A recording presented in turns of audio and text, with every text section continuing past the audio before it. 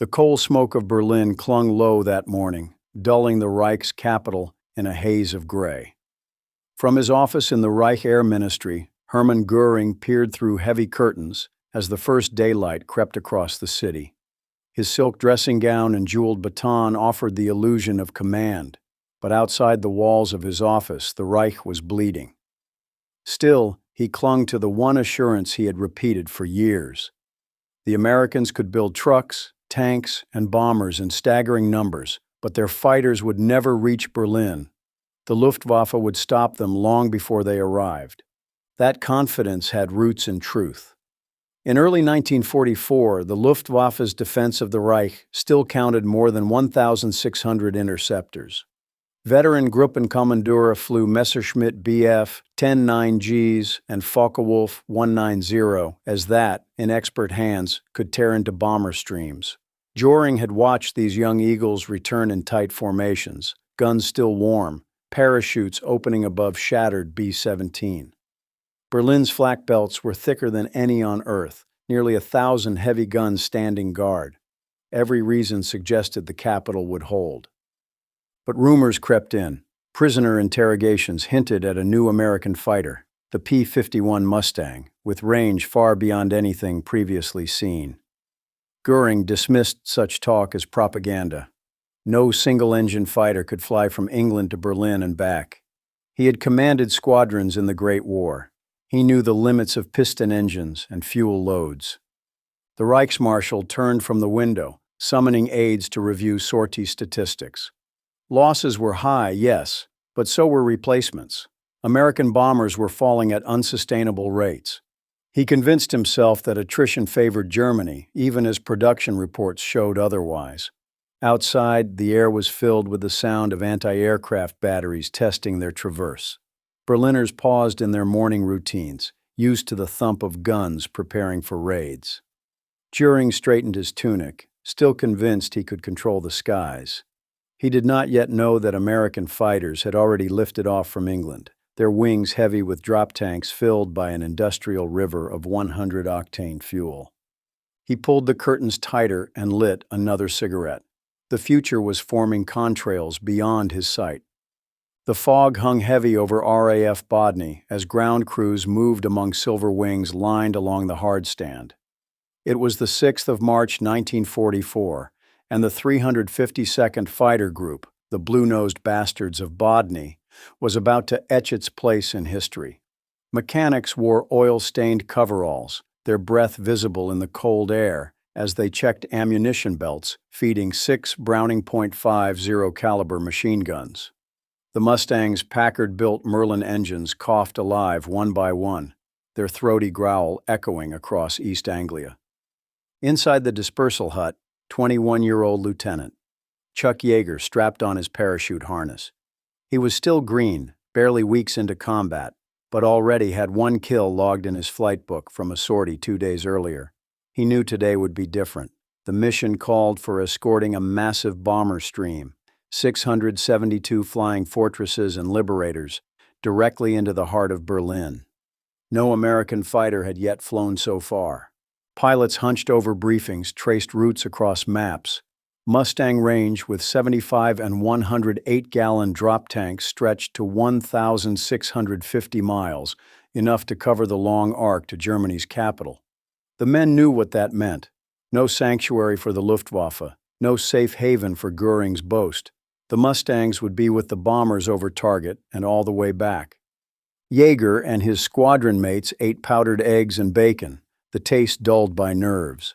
They laughed in the casual banter of young men, but the jokes carried edge.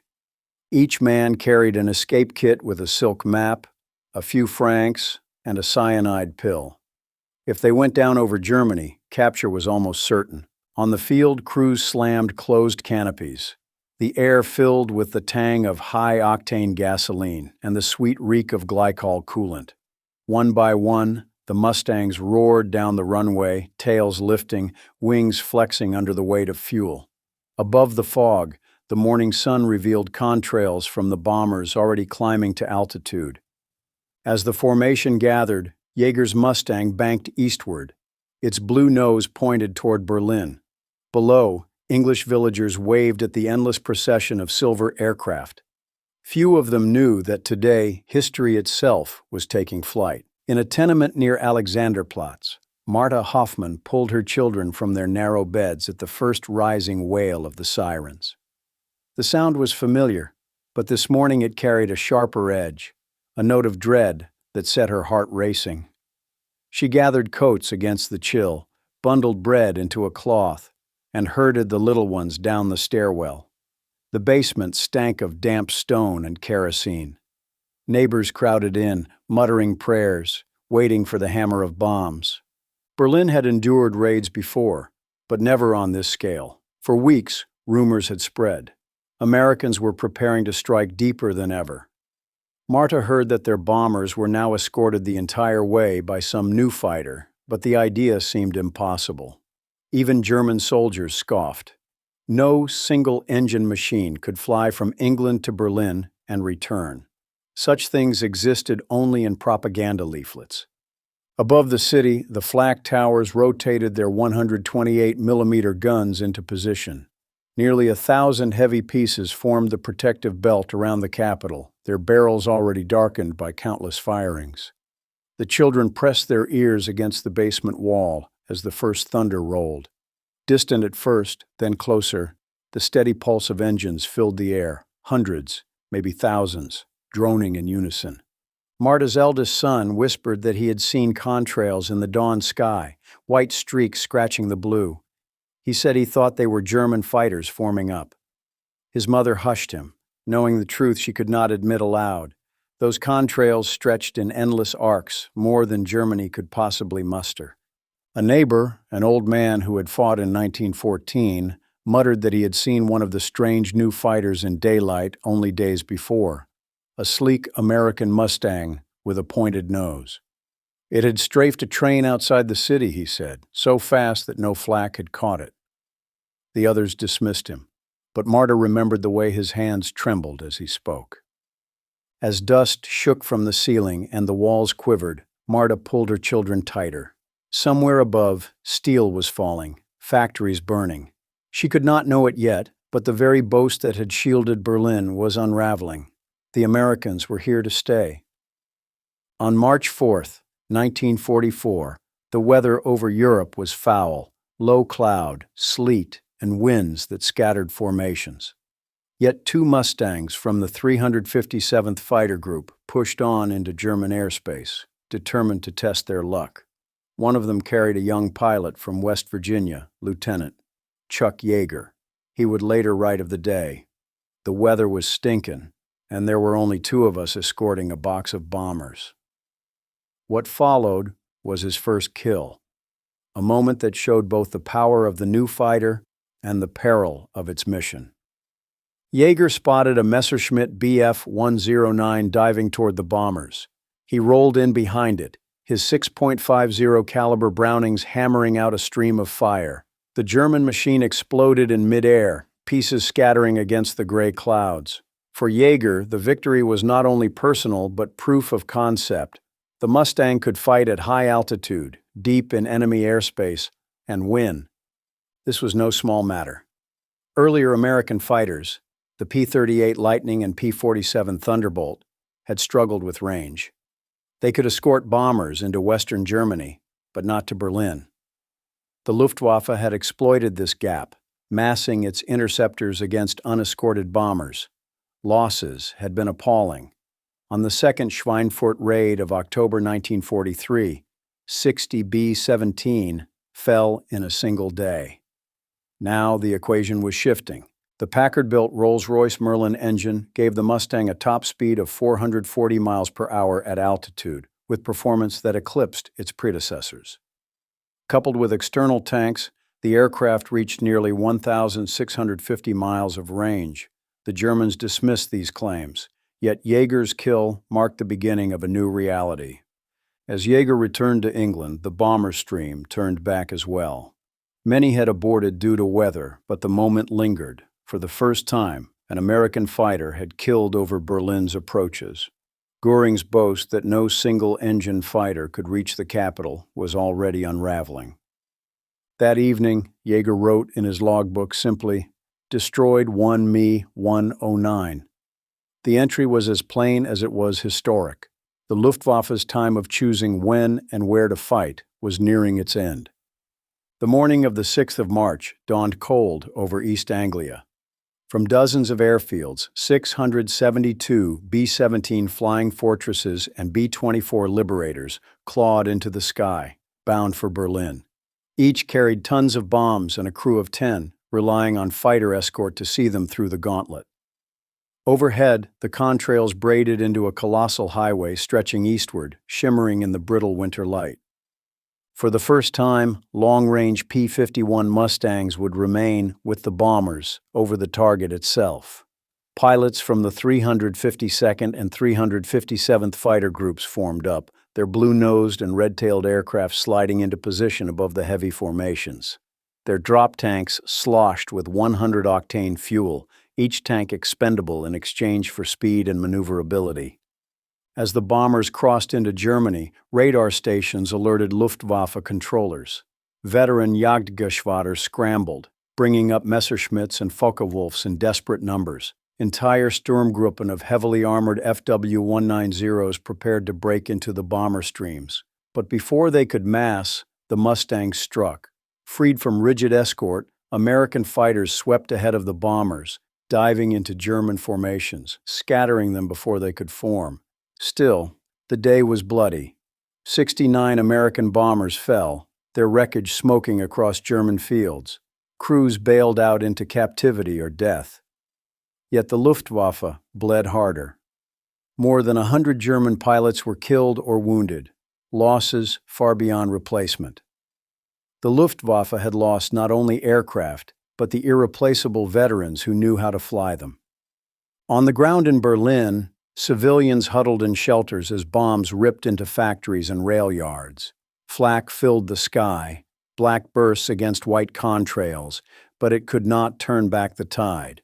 For the first time, Berlin endured a full-strength daylight bombing under fighter escort. The unthinkable had happened. That night, bomber crews returned battered but triumphant. In the officers' mess, the talk was somber. So many friends lost. But there was also recognition. The Reich had been pierced, and the fighters had stayed. For Göring, reports arriving at the Air Ministry confirmed what he had denied. His boast was broken. By evening, the reports stacked on Hermann Göring's desk told a story he could not ignore. Hundreds of American bombers had struck Berlin in daylight and returned to England, their escorts swarming over the city like hornets. The flak towers had thundered. The fighters had risen, yet still the Americans pressed through. Worse, the single-engine P-51s, dismissed for months as propaganda, had fought over Berlin itself. Accounts from squadron leaders were grim. Luftwaffe losses during Big Week in February had already claimed a third of available fighters and nearly a fifth of veteran pilots. Now the March raid compounded the disaster. Aircraft production might continue in Gotha, Regensburg, and Marienburg, but without experienced men to fly them, the statistics meant little. Göring had once boasted that bomber streams would never reach the capital unchallenged. Now his own staff officers whispered that the Reich's air superiority was finished. In later years, a line would be attributed to him. "When I saw Mustangs over Berlin, I knew the jig was up." Whether he said it precisely or not, the sentiment was undeniable. For a man who had built his power on the Luftwaffe's prestige, the sight of American fighters ranged so far was more damning than any defeat on the ground. The Reichsmarshal's uniform, heavy with medals, could not disguise the collapse of his air arm. Outside his office, Berlin smoldered. Civilians swept glass from streets, factories smudged with smoke. In the shelters, mothers like Martha Hoffmann clutched children tighter, knowing the raids would only grow worse. For the German fighter force, morale faltered as well. Young cadets with barely 25 hours of flight training were now thrown into the cockpit, facing veterans from America who had trained hundreds of hours before combat. Göring lit another cigarette, hands shaking slightly. Reports from the front lines grew more desperate, demanding more fuel, more aircraft, more men. things Germany no longer possessed. Across the Channel, American factories were producing more aircraft in a single month than the Reich could in a year. For the Luftwaffe, the battle for air superiority was lost not in one day, but in the steady, unstoppable accumulation of American might. In Detroit, the Ford assembly line moved with relentless rhythm, stamping out B-24 Liberators at Willow Run in numbers that defied comprehension. Mechanics on the factory floor joked that they produced a bomber every hour, and by 1944 that was nearly true. Across the continent, North American aviation turned out P-51 Mustangs in staggering waves.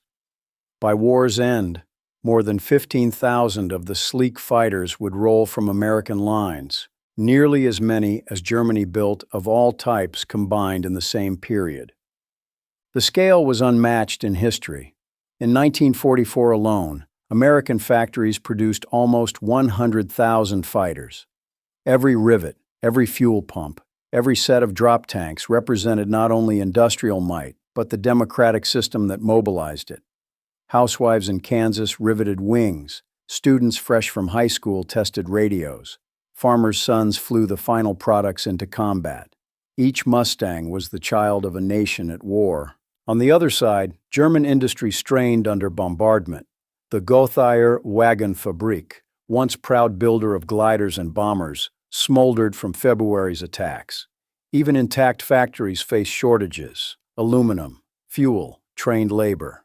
Every Mustang jettisoned a 108-gallon drop tank as casually as a soldier discarding a cigarette butt. For Germany, the aluminum in that one tank might equal the metal for an entire fuselage frame. In Berlin, Marta Hoffmann gathered pieces of wreckage fallen from the sky. Children hammered them into toys. Neighbors saved shards for barter. What was waste to the Americans became treasure in a city starved of material. The contrast could not have been sharper, abundance so vast it allowed extravagance, scarcity so deep that even scrap became lifeblood. And behind it all roared the oil. In 1940, America refined about 40,000 barrels of 100-octane aviation gasoline each day. By 1944, production had soared to more than 560,000 barrels daily. This river of fuel coursed across the Atlantic, sustaining thousand-plane raids week after week. The Luftwaffe fought with the dregs of its reserves while American pilots throttled wide open without fear of shortage. The deluge was not just steel and gas, it was inevitability. Each tank, each fuselage, each gallon told Göring the truth. The Reich was outproduced, outflown, and outlasted. The orders came in January 1944, delivered with the crisp authority of General Jimmy Doolittle. The job of the fighter is to destroy German fighters. Until then, escort meant shackling Mustangs tightly to bomber formations, circling above like watchful shepherds. Losses remained heavy, and the Luftwaffe often struck with impunity. Doolittle's change was radical. He unchained the escorts. Now the P-51s surged ahead of the bombers, diving into enemy formations before they could coalesce. In Luftwaffe command posts, the frustration mounted. German fighters scrambled in waves, but before their Sturmgruppen could form up for disciplined attacks, Mustangs swept through them, ripping apart cohesion. An entire tactical doctrine collapsed overnight. On the 18th of March 1944, as bombers struck Augsburg, Mustangs prowled far in advance, shooting down dozens of interceptors before they reached the bombers. Strafing missions followed, fighters streaking low over German airfields, catching rows of aircraft on the ground, riddling them with .50 caliber fire. Locomotives exploded, rail yards burned, and pilots barely airborne were cut down in takeoff rolls. For the Americans, the missions were exhausting but liberating. Pilots spoke of the thrill of hunting, of finally turning the tables on the enemy who once dictated the terms. Drop tanks were cast aside, engines opened full throttle, contrails slashing the sky. At bases like Bodney and Leiston, ground crews painted victory tallies beneath cockpit rails as often as they patched bullet holes. For the Germans, the effect was devastating. Aircraft were destroyed faster than factories could replace them. Worse, morale eroded. Luftwaffe veterans spoke bitterly of freie Jagd, free hunts that turned German skies into killing grounds. The discipline of mass attack gave way to scattered duels, each one favoring the Mustang's superior speed and climb. By May, entire bomber raids crossed deep into Germany with minimal opposition. The Luftwaffe still flew, but its blows had lost their sting.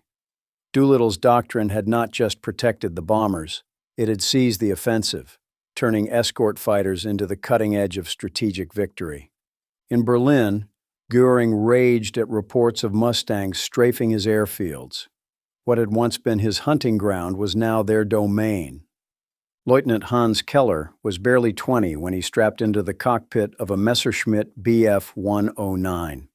His training log held fewer than 30 hours of flight time, most of them in worn trainers rather than frontline aircraft. He had fired his guns only a handful of times. Yet in spring 1944, he was declared ready for combat. The Reich no longer had the luxury of patience. Across the Channel, his American counterparts trained for more than 200 hours before facing the enemy. They consumed oceans of gasoline, endless ammunition belts, and replacement parts in quantities Keller's instructors could scarcely imagine. Where the Americans measured flight time in hundreds of hours, Germany rationed it in tens. Keller's first mission was a scramble against incoming bombers. He climbed steeply, sweat soaking his collar as his machine strained for altitude. Around him, other green pilots jostled for position. Then the contrails appeared, long silver arcs that seemed to stretch forever. Among them, darting like sharks, were the blue-nosed Mustangs. The fight was over before it began. Mustangs dove in pairs, cannons rattling, their speed and training giving them every advantage. Keller fired a burst but saw nothing. A sudden strike of bullets tore through his wing, and instinct drove him into a dive. He escaped that day, but many of his comrades did not. By dusk, the squadron was reduced by a third. This imbalance was not mere misfortune, it was systemic. By early 1944, Germany could not replace pilots as fast as it lost them. Veterans who once guided recruits were dead or captured. New cadets like Keller were rushed into cockpits as expendable parts of a machine grinding toward collapse. Each American kill represented not just a lost airplane, but the irreplaceable experience of a trained aviator. Back at base, Keller's commanding officer raged at the statistics. One squadron had lost half its strength in a single week. The young lieutenant sat silent, knowing he had survived by luck. He also knew luck would not last. Every day, more Mustangs came. Every day, fewer Germans returned. The gap widened until the Luftwaffe was no longer an air force, but a collection of desperate boys in machines they could not master. The early summer of 1944 brought a strange silence to the skies of northern France. In previous campaigns, German fighters had torn into advancing armies, their presence dreaded by infantry on the ground. But as Allied convoys assembled along the English coast for Operation Overlord, the Luftwaffe was conspicuously absent. The Mustangs had seen to that. On June 6th, as the first waves of American and British troops stormed the beaches of Normandy, their greatest fear was not the enemy in front of them, but the possibility of attack from above. Yet, when men looked skyward, they saw only contrails of friendly aircraft. The Luftwaffe managed fewer than 200 operational fighters in the region, too few to contest the invasion. American P-51s, P-47s, and British Spitfires prowled relentlessly, striking columns, trains, and even bicycle messengers behind German lines. The absence of enemy air power was not chance. It was the direct result of the campaign that had gutted the Luftwaffe's strength during Big Week and the Berlin raids. The Mustangs, with their drop tanks and deep range, had hunted German fighters to extinction, destroying them in the air and strafing them on the ground. Doolittle's free hunt doctrine now bore fruit. By the time the invasion began, German fighter groups were shadows of their former selves. For infantrymen crawling through sand and barbed wire, this mattered more than any statistic. They could move, fight, and organize without constant harassment from above. Convoys crossed the channel without being slaughtered by dive bombers. Artillery could roll into position under clear skies. Freedom from air attack was not glamorous, but it was decisive. In Berlin, Göring raged at reports that his air force had failed to contest the invasion. For soldiers like Marta's husband at the front, the silence overhead meant something more terrifying. They were alone. The Reich's promise of air protection was gone. As dusk fell on D-Day, Allied troops held tenuous beachheads, battered but intact. Above them circled Mustangs, watchful guardians ensuring the Luftwaffe could not strike. The balance of power had shifted so completely that American soldiers would later recall the skies of Normandy as friendly ground. The ledger of war can be as merciless as any battlefield. By the spring of 1944, the numbers themselves foretold Germany's defeat. America's arsenal produced nearly 100,000 fighters in that year alone. Germany, under bombardment and blockade, could not hope to match it. The gap widened into an abyss. Consider the pilot losses. During Big Week in February, the Luftwaffe lost a third of its available fighters and 1/5 of its veteran aviators. In March, the Berlin raids compounded the disaster. By summer, the Luftwaffe's veteran cadre was shattered, replaced by green boys with 30 hours of training. The United States, by contrast, rotated in fresh pilots with 200 to 250 training hours and enough flight time to master their machines. Fuel told the same story. American refineries poured out over 500,000 barrels of 100-octane aviation gasoline per day by 1944. German production, starved by bombing and resource shortages, dwindled until many squadrons could not even take off to intercept raids. A single American oil refinery could outproduce entire German networks. The impossible statistic was this: U.S. industry built so many aircraft that crews routinely discarded drop tanks after combat, tanks that consumed more aluminum than some German factories could secure in months. What Americans called waste was, in truth, efficiency, the byproduct of abundance that ensured victory. At the strategic level, the result was clear. Allied bombers could now launch raids of more than 1,000 aircraft, escorted the entire way by fighters. Losses that once threatened the bombing campaign were now sustainable. The Luftwaffe's defensive strategy, once the pride of Göring's empire, had collapsed under sheer weight. For German soldiers, the statistics translated into a brutal reality. No matter how bravely they fought, the skies above them belonged to the enemy. For American airmen, they represented a grim comfort. Victory was bought with blood, but the system behind them ensured they would not fight in vain. By late 1944, even Göring knew what the numbers meant. The Reich was no longer defending its skies. It was counting the days until those skies carried its ruin. The war ended, but the sound of the Mustang's Merlin engine never faded. In peacetime, its roar became a relic of victory, echoing across air shows and memorial flights. Veterans gathered beneath polished wings, their hair gray, their memories sharp. Chuck Yeager, who had fired his first shots in March 1944, would go on to break the sound barrier, yet he always spoke of the P-51 as the machine that gave him the confidence to survive. For Berliners like Marta Hoffmann, the Mustang was remembered differently. To them, it had been terror, contrails above a burning city, strafing runs that sent children diving for cover. Yet even they knew what its presence meant.